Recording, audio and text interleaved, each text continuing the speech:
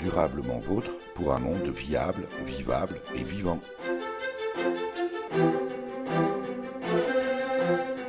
Aujourd'hui, nous évoquerons les initiatives sociales, alternatives et solidaires portées par une association vosgienne née du projet du café culturel Le Gué-Luron à Saulxures-sur-Moselotte.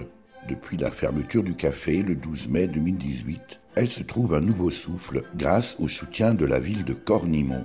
Nous sommes chez et avec Alain Pascuto, porte-parole provisoire, m'a-t-on précisé, de la petite hutte Hopi. Durablement vôtre, à réécouter sur durablementvôtre.fr. Alain Pascuto, bonjour. Bonjour. Alain Pascuto, on est sur votre terrasse juste en face de la vallée de la Moselotte. Il fait très très beau. Nous sommes mardi 7 août. Et si nous sommes chez vous aujourd'hui, c'est parce que la petite utopie, et vous nous expliquerez le jeu de mots, est née au Gué-Luron. Le Gué-Luron où nous avons réalisé 8 à 9 émissions. Café culturel à Saulxures-sur-Moselotte qui a fermé ses portes en juin 2018. Petite Utopie, une association qui est née précisément dans ce café culturel aujourd'hui fermé. La Petite Utopie, d'abord un jeu de mots, mais c'est aussi bien sûr un objet. Oui, ben, tout à fait. La petite utopie est née au Gué-Luron pour contribuer un peu à tout le côté culturel et animation qui se déroulait là-bas. Voilà. Et puis ensuite, quand le café a fermé, eh bien, un certain nombre de clients, plus ou moins actifs, lorsque l'association était hébergée à Saussure au Gué-Luron, ont souhaité poursuivre l'aventure. Et donc aujourd'hui, eh bien, nous avons un petit comité de pilotage qui essaie de trouver des solutions, parce qu'on est quand même sans domicile fixe, bien que la commune de Cornimont nous mette à disposition régulièrement des salles, des lieux pour que l'on puisse pratiquer certaines activités.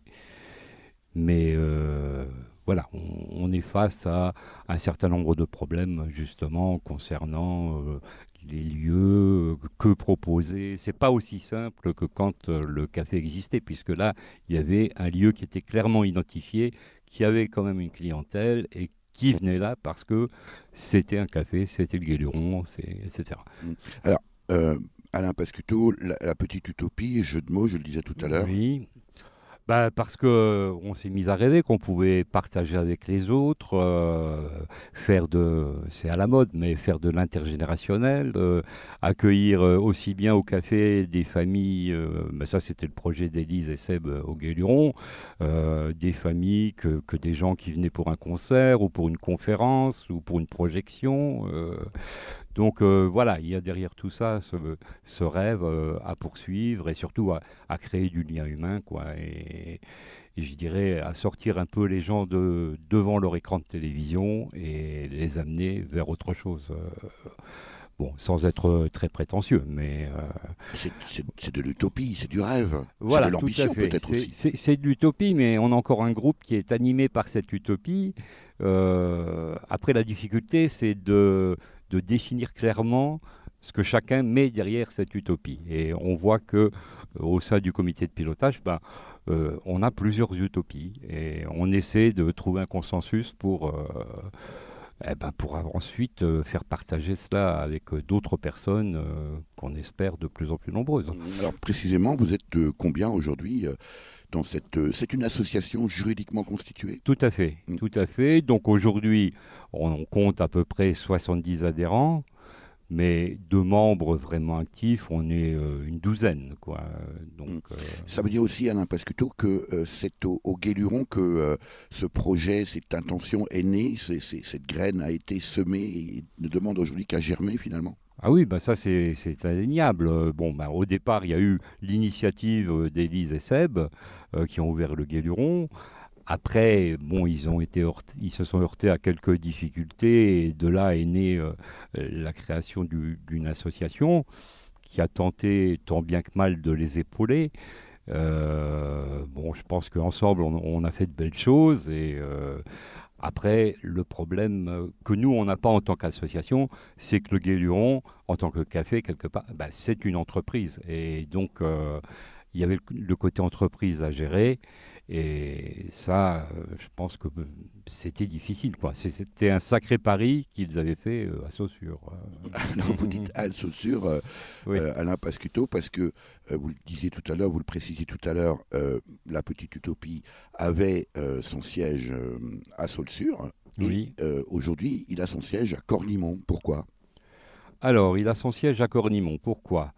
Parce que, d'une part, je pense que on était un peu amer que les Saussurons et la municipalité de Saussure ne soient pas plus intéressés par notre projet. Quand vous dites amer, c'est le A privatif de mer. Tout à fait, tout à fait. Et donc, voilà, on était un peu amer et donc on s'est tourné vers Cornimont. Personnellement, j'ai eu un contact avec Marie-Josée Clément, qui est la mairesse de Cornimont, qui m'a dit tout de suite, ah ben quand on a appris que le Guéluron fermait, on s'est déjà interrogé comment on pouvait récupérer une partie de cette dynamique, etc. Donc ça nous parlait, quoi. Et donc on a franchi le rond-point de la Médelle, C'est pas et de puis Cornimont. voilà, on est parti là-bas. Alors, on va profiter précisément de la présence de Martine Géin, qui est adjointe à la mairie à Cornimont, alors chargée de tout un tas de choses. Elle va nous le préciser. Elle est avec nous ici à la Basse-Côte, chez Alain Pascuto, vue sur la vallée de la Moselotte. Très bel endroit, magnifique endroit. Je le rappelle, nous sommes à 780 mètres. Martine Géin, rappelez-nous d'abord, dites-nous d'abord toutes vos délégations. Alors, Martine Géin, je suis adjoint à l'animation, la vie associative, sportive et culturelle à Cornimont. Donc, la petite utopie, moi, j'ai souvent pensé, et très longtemps pensé, que c'était la petite utopie, comme vraiment une utopie, une envie de faire des choses différentes. Nous avons été alertés, nous, donc, du changement de lieu et de la recherche de lieu de cette association par donc une personne qui est aussi adjointe avec moi, par Aurore Calvi, qui allait régulièrement à des conférences et à des manifestations au Guéluron. Et effectivement, quand on a entendu dire que le Guéluron fermait et que l'association cherchait un lieu d'accueil, effectivement, nous avons tout de suite, nous, pensé pouvoir les accueillir, puisque la commune de Cornimont est, je dirais, un peu dans le même esprit que cette association. Quand on parle de rencontres, de faire ensemble, intergénérationnel, nous avons à Cornimont, nous, plusieurs associations. Nous avons aussi l'espace culturel et social de la Pranzière. Nous avons aussi un potager, je dirais intergénérationnel, communautaire. Voilà. Et donc, on retrouvait dans les thèmes qui souhaitaient être développés par cette association ce qui nous guide, nous, et ce qui nous mène au niveau commune. Mais Martine Géin, c'est pas l'association La Petite Utopie qu'il fallait récupérer, c'était tout le café culturel de Guéluron. Alors, pour le moment, donc, nous voyons avec l'association. Hein, c'est vraiment trouver des lieux, effectivement, des lieux simplement pour ranger leur matériel. Déjà, c'est une chose. Ensuite, des lieux pour les accueillir, pour les réunions, les accueillir pour donc toutes les animations et toutes les activités qu'ils organisent tout au long de l'année. Donc pour le moment, nous en sommes là. Hein, c'est déjà je ne veux pas dire que c'est déjà pas un gros travail, pas du tout, parce que ce n'est pas un travail, mais c'est vraiment un plaisir de travailler avec cette association. Nous sommes allés à l'Assemblée générale, donc Madame Calvi et moi-même. Et comme c'est plus quelque chose qui ressemble vraiment au niveau de l'animation et de la vie associative, donc c'est pour ça que je suis ici présente ce matin. Et on apprécie, j'imagine, le geste, Alain Pascuto. On va dire un peu de mal de la commune de Saulxures-sur-Moselotte.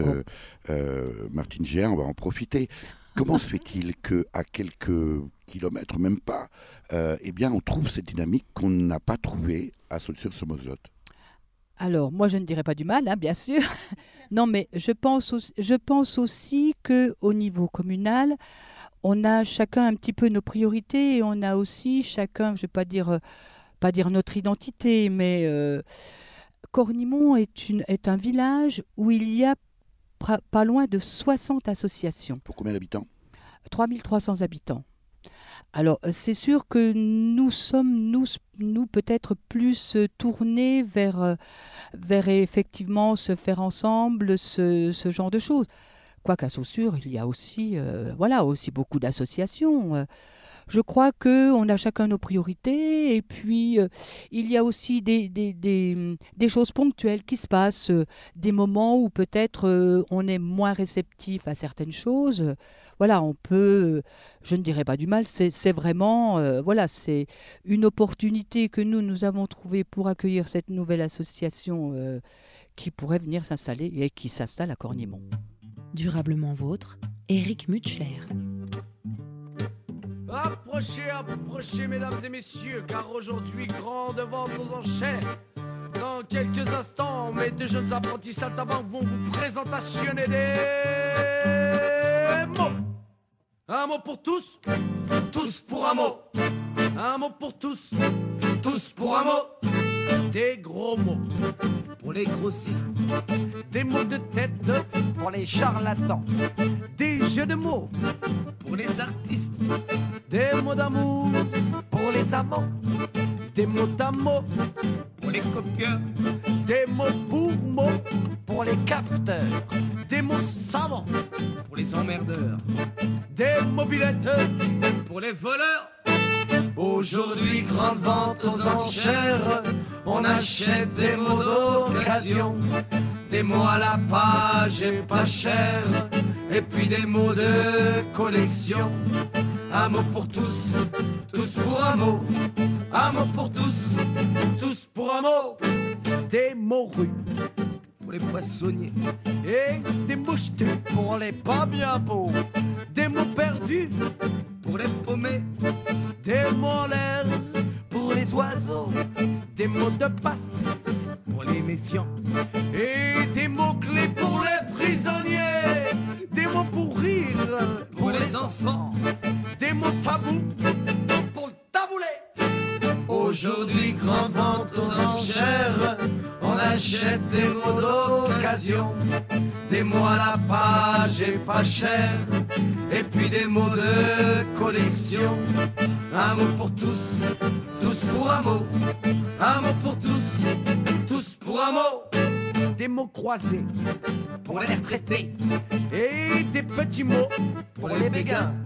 Des mots d'ordre pour les ordonnés, des mots fléchés pour les Indiens, des momies pour les pyramides, des demi-mots pour les demi-pensions, des mots courants pour les rapides et le mot de la fin pour la chanson.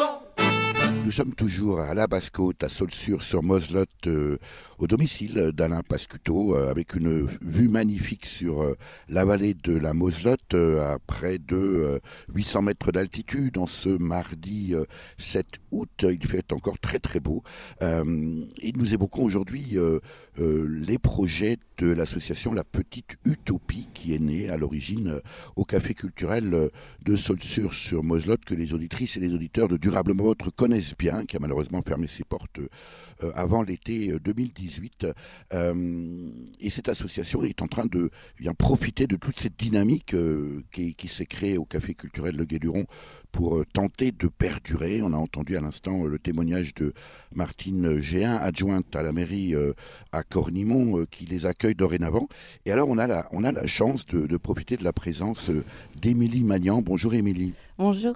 Alors Émilie, vous êtes gérante du Café culturel La Cerise, et c'est à La Réunion, pas vraiment à côté d'ici. À 12 000 km, à peu Voilà. près. À peu Là, près. on évoquait tout à l'heure les quelques kilomètres qui séparent Saulxures-sur-Moselotte de Cornimont. Là, c'est un peu plus impressionnant.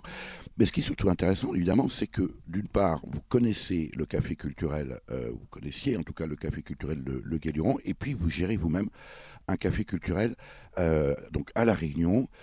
Points communs et différences, Émilie. Depuis que je suis arrivée, donc il y a 4 semaines ici, je trouve qu'il y a surtout des points communs. Et c'est pour ça que je trouve... Vous parlez du climat sans doute.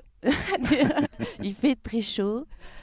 Non, non, je trouve qu'il y a beaucoup de points communs. Les cafés culturels, que ce soit à La Réunion, à Saulsures, je m'aperçois que déjà le projet de base est le même.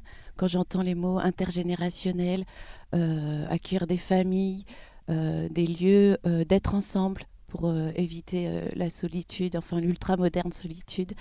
Donc des points communs, des différences. J'ai pas vécu le Guéluron dans ces soirées, donc je pourrais pas dire. Pour l'instant, vraiment des points communs sur le pluridisciplinaire artistique, sur voilà des projets divers et variés, sur l'être ensemble. Et dans les difficultés, je trouve qu'il y a beaucoup de points communs aussi. Alors, on va y venir. La cerise existe depuis 8 ans. On fête nos 8 ans en mai prochain. Oui, oui. Donc on est arrivé le sac à dos avec une amie. On n'avait pas de sous, on n'avait rien. Ça, Et c'est on aussi a... peut-être un point commun avec le Guéluron. Mais, en fait, je crois que quand on monte un projet culturel, on n'a pas de sous. Je crois que ça va. La culture, enfin voilà, c'est des trucs, j'en parlais avec Élise tout à l'heure, c'est des projets de vie. En fait, c'est quelque chose qu'on a en nous depuis longtemps et l'argent n'est pas un frein. C'est une bataille, un combat qu'on veut mener. Et comme tout projet culturel, moi je trouve, on a fait le tour de toutes les communes de La Réunion et on a réussi à monter le café dans la commune qui a voulu nous accueillir. Ça, c'est clair et net. Ça rejoint un peu le propos de Martine Géhin tout à l'heure. Et peut-être la difficulté du Guéluron à Saulsures, c'est ce rapport, ce portage par la municipalité. Je pense que tout projet culturel, pour moi, la culture, c'est un acte citoyen. Donc forcément, ça doit aller dans une... C'est politique. Pour moi, la culture, c'est politique. Et forcément, on ne peut pas monter un projet culturel, quel qu'il soit, parce que nous, on est privé. Hein. Privé au public, ça ne peut pas marcher si on n'est pas dans un ensemble, donc dans un vivre ensemble. Donc culture et politique, forcément. Nous, ça n'aurait pas marché ailleurs que dans cette commune où la mairesse nous a trouvé un local, nous a fait une réduction de loyer, nous a inscrits dans une politique culturelle globale. Avec, il y avait des festivals, ils ont changé la direction d'une salle de spectacle qui est devenue dynamique, qui est à l'étage de la cerise en plus. Et c'est tout un ensemble communal qui a fait qu'on a vécu. Après, la municipalité a changé. C'était le contraire, il n'y a pas eu de politique culturelle, tous les festivals sont partis. Ça a été une année très difficile pour nous, mais comme on s'était assez autonomisé financièrement, on a survécu. Survécu, c'est le mot, hein, vraiment. Et ça continue encore aujourd'hui, Oui. Émilie Magnan? Oui, la cerise, ça va, ça marche entre guillemets comme peut marcher un projet culturel. On s'équilibre, on est encore vivante au bout de 8 ans. Il y a eu d'autres cafés culturels à La Réunion qui n'ont pas survécu dans d'autres communes. Voilà, on a une belle clientèle. On a monté une association il y a 2 ans aussi. C'est pour ça que je trouve qu'il y a beaucoup de parallèles. Une association il faut vous parrainer mutuellement. Oui, c'est ça, des bons clients qui ont monté une association, un peu comme les amis de la cerise, on pourrait dire, et qui nous permettent de La faire cerise sur d'autres le projets. Voilà. Émilie Magnan, vous évoquez à l'instant les aspects financiers, économiques. Est-ce que c'est pas un peu le point faible précisément de tous ces acteurs culturels qui ont peut-être un peu parfois tendance à négliger cet aspect en disant on verra bien comment ça va se passer, alors que vous le disiez à l'instant, c'est une entreprise. Franchement, c'est le nerf de la guerre. C'est le nerf de la guerre. L'équilibre financier est essentiel parce qu'on travaille beaucoup. Donc, il faut aussi valoriser, je trouve, ce travail. Donc, trouver des moyens de salarier les gens. Parce que nous, dès le départ, on a essayé de faire sans bénévolat pour pas impliquer les gens sans savoir où on allait. Maintenant, c'est plus facile. Mais c'était chaque heure faite est une heure payée. Bon, ça, c'est pas le cas de nous, les deux associés. Hein. Mais bon, nous, on a une autre valeur ajoutée puisque c'est notre bébé, un petit peu. Émilie Magnan, qu'est-ce qu'apporte aujourd'hui la cerise alors pas forcément à La Réunion tout entière, mais en tout cas, et vous n'avez pas précisé le lieu exact où vous êtes implanté. Est-ce qu'on ressent un impact, je veux dire, sociétal de votre action?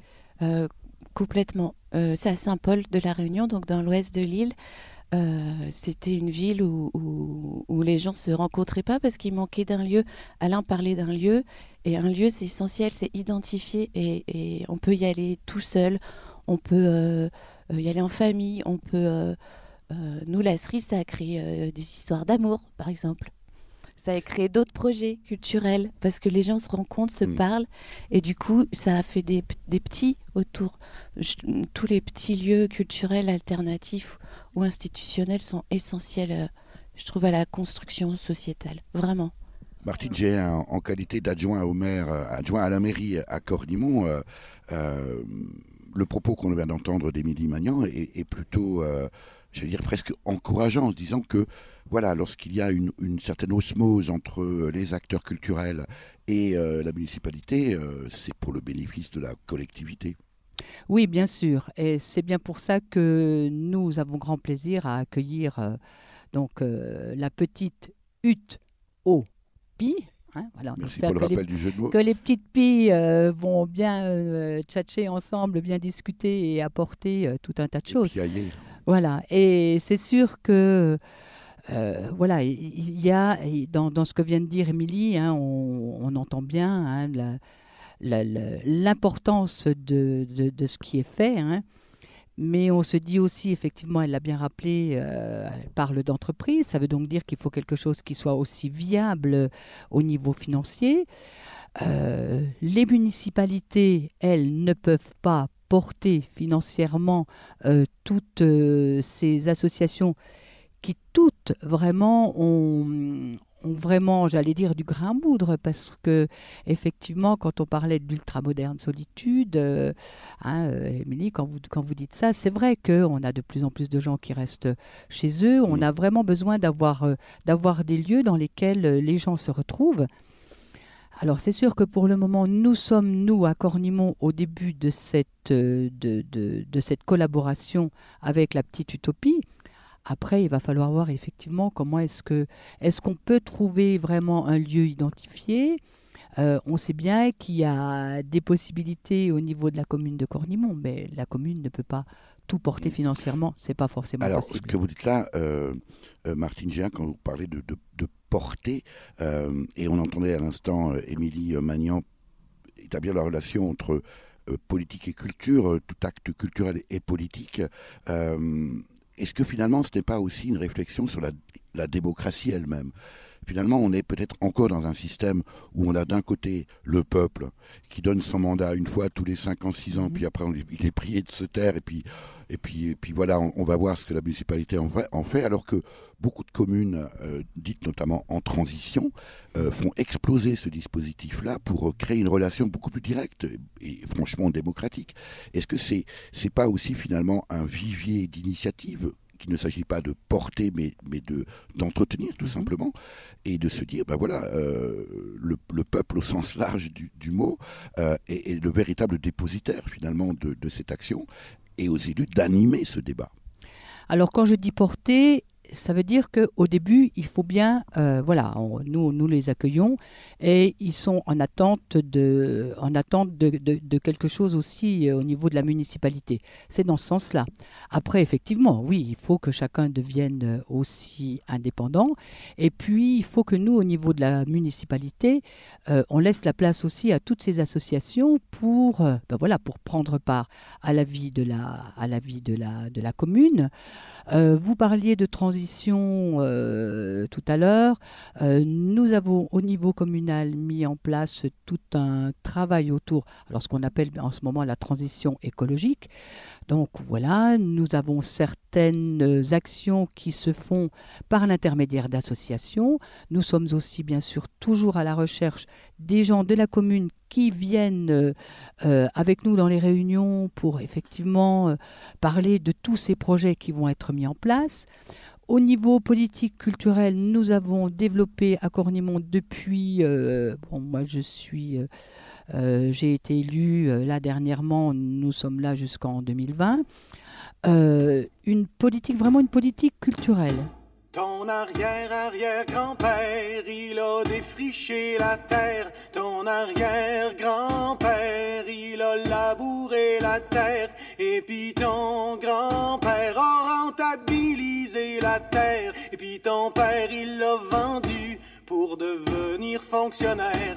Et puis toi, mon petit gars, tu sais plus ce que tu vas faire dans ton petit 3,5, ben trop cher, fret en hiver. Il te vient des envies de propriétaire et tu rêves la nuit d'avoir ton petit lopin de terre.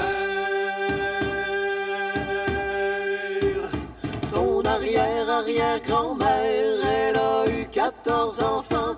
Ton arrière-grand-mère en a eu quasiment autant. Et puis ta grand-mère en a eu 3, c'était suffisant.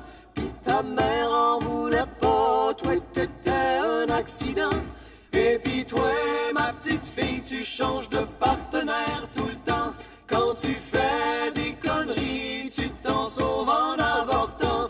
Mais y a des matins, tu te réveilles en pleurant quand tu rêves la nuit d'une grande table entourée d'enfants. Ton arrière-arrière-grand-père a vécu la grosse misère. Ton arrière-grand-père, il ramassait les scènes noires. Et puis ton grand-père, miracle, est devenu millionnaire. Ton père en a hérité, il l'a tout mis dans ses REER. Et puis toi, petite jeunesse, tu dois ton cul au ministère. Pas moyen d'avoir un prêt dans une institution bancaire pour calmer tes envies de hold-up et la caissière. Tu lis des livres qui parlent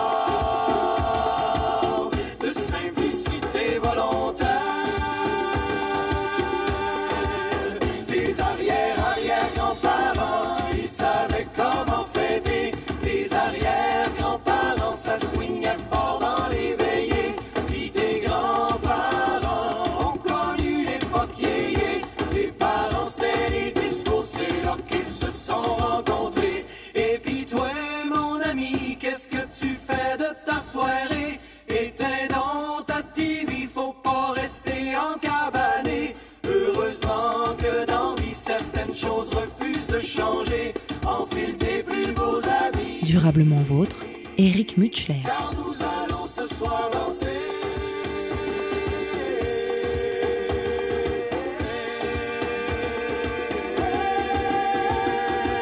Alain Pascuto, porte-parole provisoire de l'association La Petite Utopie, pour bien comprendre le jeu de mots, nous sommes chez vous ici à la Basse-Côte, à Saulx-sur-Sommozelotte, vue sur la vallée, avec un temps magnifique aujourd'hui, mardi 6 août, 7 août, pour évoquer les suites de cette association née au Café culturel Le Guéluron. On a entendu le témoignage de Martine Géhin, adjoint à la mairie à Cornimont, qui vous accueille désormais, Émilie Magnan, dont on profite également de la présence gérante du Café culturel La Cerise à La Réunion. Aujourd'hui, les projets de La Petite Utopie sont nombreux, sont foisonnants. Le discours de Martine Géhin est plutôt encourageant, non? Oui, tout à fait. Bon, les idées ne manquent pas. À chaque réunion, nous en avons foison. Ce qui est quand même encourageant, c'est que depuis que le Café culturel a fermé, on a quand même réussi à organiser quelques petites manifestations, un repas campagnard avec une promenade, 2 ou 3 concerts dans le jardin qu'un des adhérents est membre du comité de pilotage, donc chez Jean-Michel.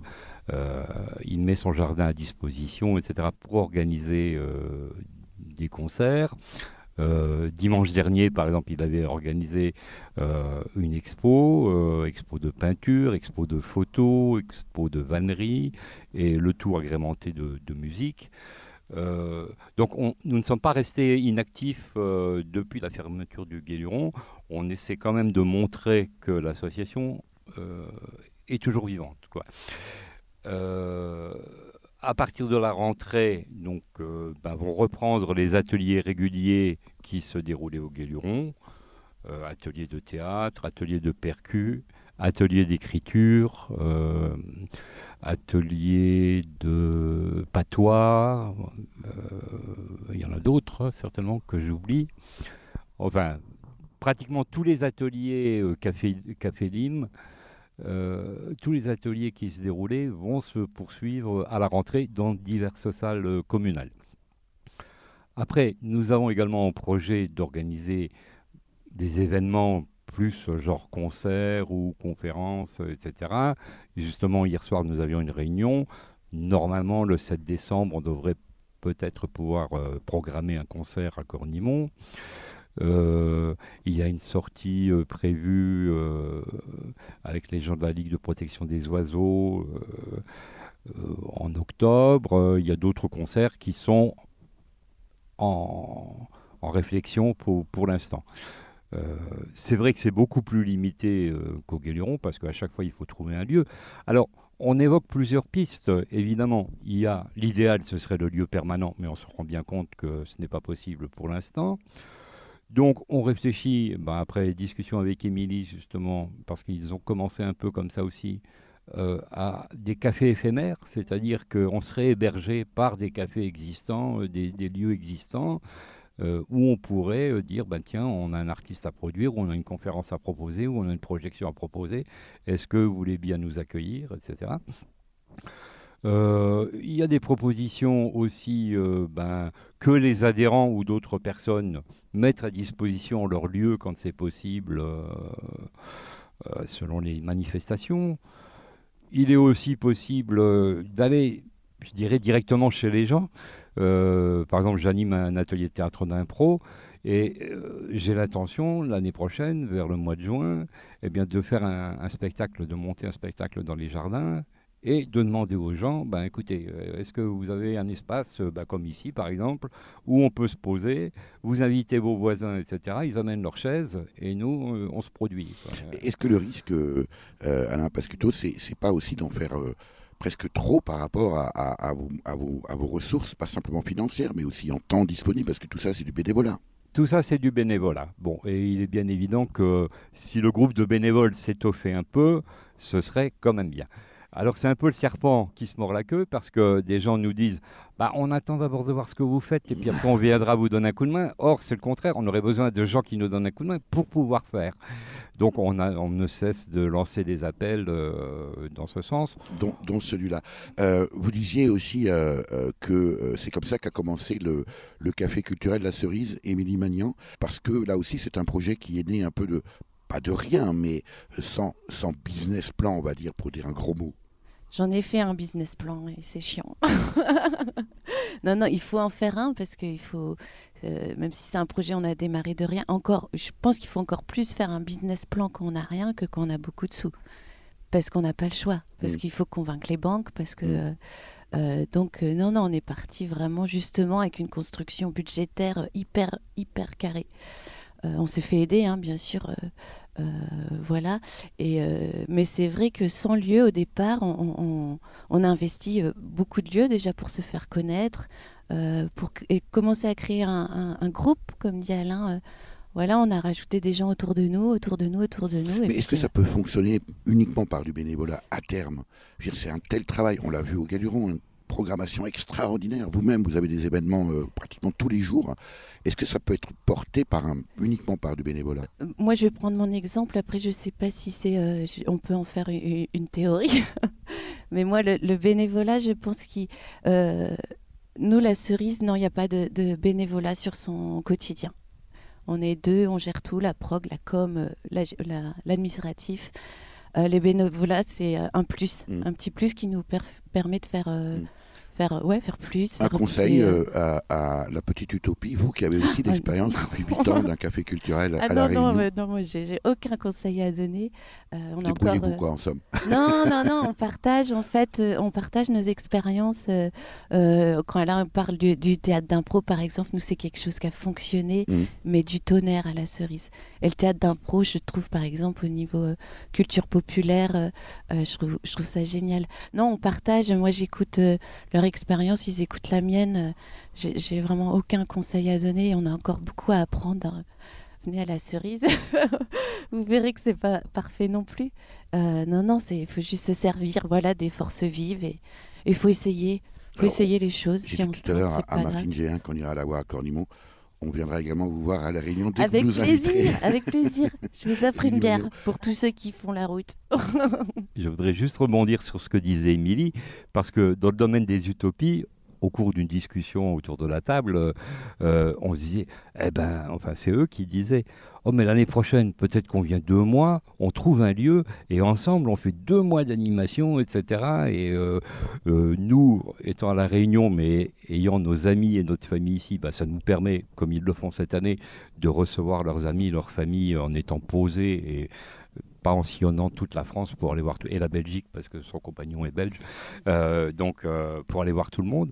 Et il disait, il faudrait qu'on réfléchisse. Donc l'utopie, elle existe un peu entre nous. Et l'association du coup porte bien son nom. Martine Géhin, une question un peu plus générale. Est-ce qu'il n'y a pas un travers dans le milieu politique au sens large, surtout municipal, d'une certaine défiance à l'égard des associations? Je m'explique. Lorsqu'une association est très dynamique, les élus en place ont toujours la crainte que l'arrière-pensée de ce dynamisme, ce soit d'enlever la mairie aux prochaines élections. Ça ne me paraît pas complètement aberrant comme raisonnement. Oui, alors peut-être que vous, ça ne vous paraît pas aberrant, mais nous n'avons pas ce style. Non, mais j'ai bien compris qu'à Cornimont, on était dans un autre monde. Ça, voilà. On a bien compris. Non, mais vous n'avez pas le sentiment que c'est un réflexe ou une crainte qu'on voit souvent dans peut-être notamment pas seulement d'ailleurs les petites communes, même les petites, moyennes et grosses communes, où on se dit, les gens, alors qu'on aurait intérêt à profiter de ce dynamisme, on se dit, on va le freiner parce qu'il nous fait un peu peur. Alors peut-être que c'est dans la tête de certaines associations. Moi, je ne me mets pas à la place des présidents d'associations. Et en tout cas, ça arrive, sans doute, je pense, puisque... Et ça se voit sans doute aussi. Mais alors, même si ça vous paraît un peu idyllique à Cornimont, nous avons quand même à cœur de vraiment faire en sorte à ce que les associations qui ont des besoins, qui ont des demandes, que ce soit vraiment quelque chose qui se fasse en collaboration, vraiment. Durablement vôtre, Éric Mutschler.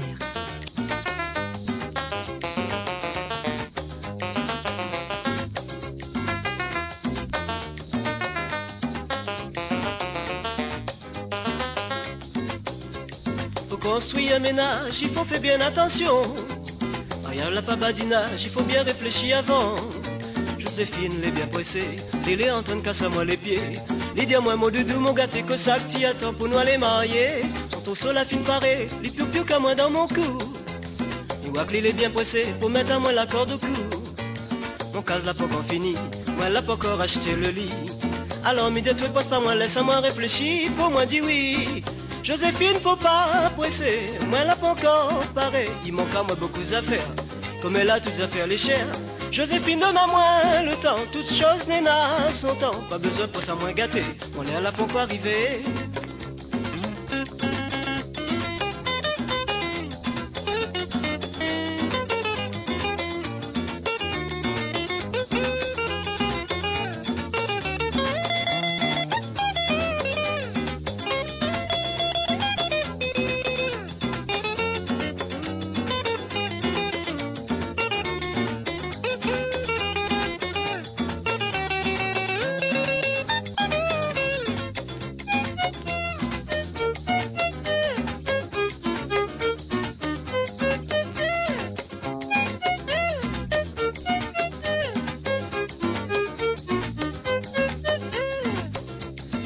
Nous la fille mariée, Joséphine est toujours pressée. Il dit à moi l'hiver un mamaille, tous les soirs nous des chamaille. Son berceau lit la fine acheté, son layette la fine préparée. Il dit à moi mon doudou, mon coco, que ça que t'y attends, fais ton boulot. Faut vivre avec Joséphine, il faut avoir bon tempérament. Pas besoin m'y suivre un régime, l'y poisse à moi comme un citron. Joséphine m'y dit à tu assez, tu vois pas moi les fatiguer. Alors m'y dit à tu poisse pas tu laisse à moi un petit peu reposer. Joséphine, faut pas presser, ça l'a pas pour gâter. Tu connais, nous là tout le temps, pas besoin, tu fais ton gourmand. Joséphine, faut pas presser, comme elle a nous les mariés. Pas besoin pour cette chérie, nous n'en a toute la vie.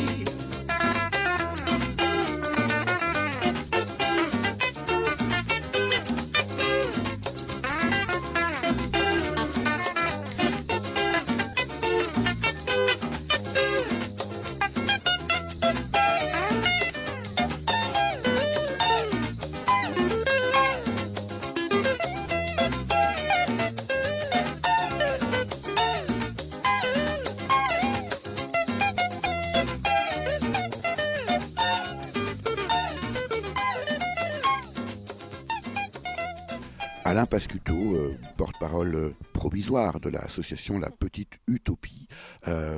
Pourquoi tant d'engagement? Vous pourriez, vous aussi, profiter tout simplement du paysage ici qu'on a à la Basse-Côte, à Saulxures sur Moselotte. Vous avez une très belle maison, vous faites un peu gîte aussi. Voilà, pourquoi tant d'énergie pour... quelquefois, on a le sentiment un peu de ramer contre le courant. Parce que le naturel revient toujours au galop. Et quand on est arrivé ici, justement, avec mon épouse, on s'est dit, bon, là, maintenant, on en a assez, on se retire un peu et on profite justement de la vie. Mais, pour le retrait, c'est gagné. Hein. Oui, mais comme je dis, le naturel revient très vite au galop. Et tout à coup, tiens, il y a un guéluron qui s'ouvre. C'est génial. Et hop, on s'y précipite. Bon, c'est vraiment le cœur brisé quand on a appris la fermeture, etc. Parce qu'on y croyait. Et parce que nous, quand on est venu ici, on était venu aussi avec une idée de gîte culturel, etc. Donc quand on a vu leur projet, on s'est dit, voilà, on va s'inscrire là-dedans. Et puis, voilà, je crois que quand on est né comme ça, on ne peut pas faire autrement, quoi. Élimi Magnan, c'est un peu la même question. Pourquoi ne pas avoir choisi un métier un peu plus simple que d'ouvrir et de gérer un café culturel à La Réunion? Ouais, après, je ne vais pas faire de la philo, mais bon, c'est le sens qu'on donne à notre vie et l'engagement, je ne sais pas, c'est vivre ensemble, ça me paraissait...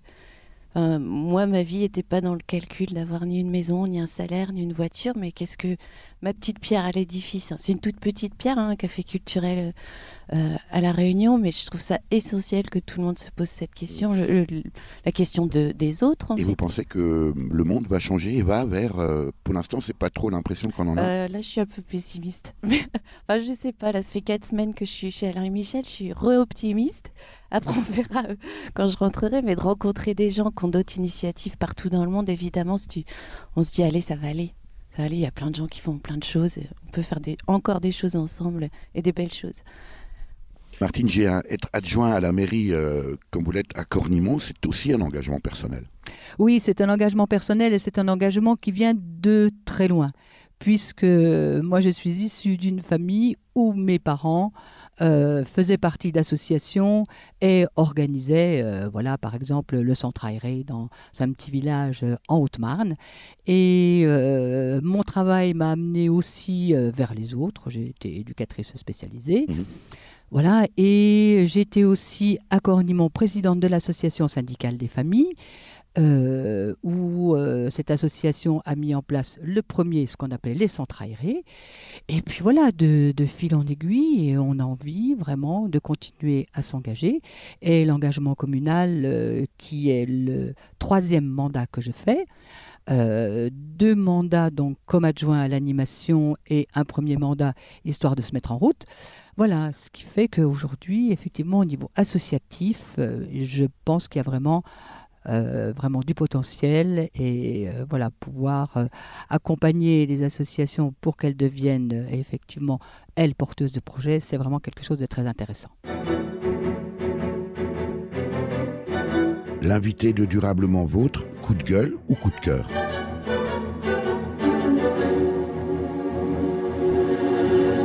Martine Géhin, adjoint à la mairie à Cornimont, c'est vous qui commencez cette séquence coup de cœur, coup de gueule. Nous sommes toujours à la Basse-Côte, à Saulxures, sur Moselotte, au domicile d'Alain Pascuto, avec une vue extraordinaire sur la vallée de la Moselotte. On parlait aujourd'hui du renouveau de l'association La Petite Utopie qui est née au café de Le Guéluron à Saulxures-sur-Moselotte, qui a malheureusement fermé ses portes au mois de juin 2018. On va commencer par vous, Martine Géhin. Coup de cœur, coup de gueule? Alors, coup de cœur, coup de gueule, c'est des grands mots. Donc, moi, ce que je pense, c'est qu'aujourd'hui, nous pouvons nous réjouir du fait de voir effectivement beaucoup d'associations et beaucoup de gens qui ont envie de travailler ensemble, qui ont envie de proposer des projets alternatifs, des projets intéressants. À certains moments, je dirais, des projets qui sont des projets vitaux, hein, qui nous engagent, nous, dans la façon que nous avons de protéger nos villages, de protéger notre population et de proposer des choses intéressantes à tous. Et ce qui est peut-être dommageable, ce qui est sans doute dommageable, c'est que toutes ces actions et tout ce qui se passe sur la commune de Cornimont, mais sur bien toutes les communes aux alentours, voilà, n'est pas forcément, je dirais, ne remet pas forcément en cause, je dirais, tout ce qui se passe, je dirais, au niveau plus national. Alors peut-être au niveau déjà régional et peut-être au niveau plus national, où parfois on dit, voilà, faites comme je dis, mais surtout ne faites pas comme je fais. Voilà. Parole de politique. Voilà. Est-ce qu'il n'y a pas une forme de plafond de verre, Martine Géhin, finalement, au-dessus de la tête de tous ces citoyennes et citoyens qui font des choses, et puis finalement on s'aperçoit que, on a l'impression que on le laisse un peu à un niveau sympathique, il ne faudrait surtout pas que ça devienne une généralité. Donc la législation, par exemple, n'accompagne pas forcément ces efforts. On le voit dans la bio, on le voit dans plein d'autres domaines. Comme vous dites, on dit de faire les choses, mais il ne faudrait pas quand même que ça devienne trop effectif pour le coup. Alors, je pense qu'il est nécessaire qu'à un moment ou un autre, comme nous le disions dans certaines discussions, il est nécessaire que chaque individu et que chaque citoyen sache qu'il est porteur d'un pouvoir. Alors d'un pouvoir de faire évoluer les choses, d'un pouvoir de réagir par rapport à ce qui se passe. Et je pense que quand chaque citoyen aura acquis cette réelle conscience, sans doute que les choses pourront évoluer. Il faut à un moment, il arrivera un moment où il faut, comme on dit, mouiller sa chemise pour effectivement faire évoluer. Alors, faire évoluer ce qui se passe au niveau de nos communes, mais faire évoluer effectivement peut-être aussi et surtout la législation, que chacun s'empare de ce pouvoir d'être un citoyen qui peut faire évoluer le monde. En même temps, le système dans lequel on est aujourd'hui va plutôt dans le sens opposé, à savoir retirer ce sentiment de pouvoir aux citoyens, non ? Retirer ce sentiment de pouvoir, mais c'est aussi le rôle de toutes les associations. Quand on pense à la petite utopie, quand on pense au café culturel La Cerise à La Réunion, voilà, c'est ce genre de lieu qui peut permettre à tout le monde d'évoluer, de faire évoluer sa pensée. Alors je parle de politique, mais politique dans le grand sens du terme. Au sens large. Voilà, au sens large. Alain Pasquetto, j'imagine que vous ne pouvez être que d'accord avec ce propos de Martine Géhin. Ah bah, évidemment. Et j'ajouterais, moi, vraiment mon coup de cœur, c'est qu'avec l'expérience du Gué-Luron, et j'espère que ça va se poursuivre avec la petite utopie, eh bien, il y a encore des opportunités pour créer des lieux où on rencontre des gens. Je me souviens au Gué-Luron avoir eu des discussions avec des gens avec qui j'aurais jamais engagé la conversation, mais le fait d'être là au café et puis d'échanger comme ça une boutade ou quelque chose, voilà, ça a créé un lien qui n'était pas un lien d'amitié, etc., mais qui était un lien d'échange et moi qui m'a intéressé. Et puis ce que j'aimais beaucoup au Gué-Luron, et j'espère que la petite utopie également pourra poursuivre cela, c'était vraiment l'éveil à la curiosité. Il suffisait d'être curieux pour être intéressé par ce qui s'y passait. Après, le coup de gueule, c'est que la curiosité, il faut éduquer les gens. Je veux dire, il y en a qui ont beaucoup plus de pouvoir que nous pour les laisser un petit peu en dehors de tout ça, quoi. Donc voilà, mais bon, on peut pas lutter non plus contre ça. Restons de modestes colibris, pour reprendre une image chère à Pierre Rabhi. Et voilà, faisons chacun notre petite part de boulot, et puis on verra bien, quoi. On connaît bien sûr la légende du colibri à La Réunion, Émilie Magnan. Oui, bien sûr. Pierre Rabhi est venu nous voir aussi là-bas. Moi, donc, mon coup de cœur, ce serait forcément, c'est ce qui m'anime depuis toujours, c'est les rencontres humaines. Donc, ce que je suis en train de vivre aujourd'hui dans les Vosges. Vraiment, je les rencontre avec Alain, Michel, son association, Élise, que j'ai rencontrée ce matin, mais je me dis... où qu'on soit, en fait, il y a beaucoup d'initiatives locales et des belles initiatives qu'il faut soutenir et ça rend très optimiste. Moi, je trouve que c'est vraiment... Vous savez que vous y croyez mais au j'y changement. crois encore. Je suis pas encore bien vieille. J'y crois encore, il est trop tard pour être pessimiste. Oui, voilà. Après, le coup de gueule, moi, c'est toujours aussi ce qui me fait râler, c'est quand l'individu passe avant le collectif. Et après, j'en fais partie aussi de ce truc-là. Hein. Je dis pas que je suis différente des autres, mais je trouve qu'on est vraiment là-dedans. Vous n'avez jamais eu envie, Émilie Magnan, là aussi, peut-être de suivre la voie de Martine Géhin et de vous engager en politique? Non. Enfin, si, quand j'écoute Martine, je me dis vraiment, ça me rend vraiment heureuse que des politiciens aient ce discours-là. Enfin, ça m'apaise. Parce que je trouve qu'à l'échelle nationale, c'est anxiogène, c'est effrayant. Et donc, c'est très apaisant d'avoir des politiques comme ça. On en a eu à La Réunion et vraiment, c'est... Après, pourquoi pas? Je réfléchis, d'accord. Merci Martine Géhin, Émilie Magnan, Alain Pascuto. Merci. Voilà pour ce reportage consacré à la petite utopie avec Martine Géhin, adjoint à la mairie à Cornimont, Émilie Magnan, gérante du café culturel La Cerise à Saint-Paul sur l'île de la Réunion, et Alain Pascuto, porte-parole provisoire en attendant une refonte des statuts de la petite utopie que vous pouvez contacter à l'adresse lphp@outlook.fr. Vous avez pu écouter dans l'ordre Les mots par le groupe La Rue qu'est à nous, paru sur l'album En attendant les caravanes, sorti en 2000. Des générations par le groupe québécois Mes aïeux, paru sur l'album En famille, sorti en 2004. Et enfin, Joséphine l'est toujours pressée par le réunionnais Hervé Imard, accompagné par les Caméléons, paru sur la face A du 45 tours, sorti en 1977.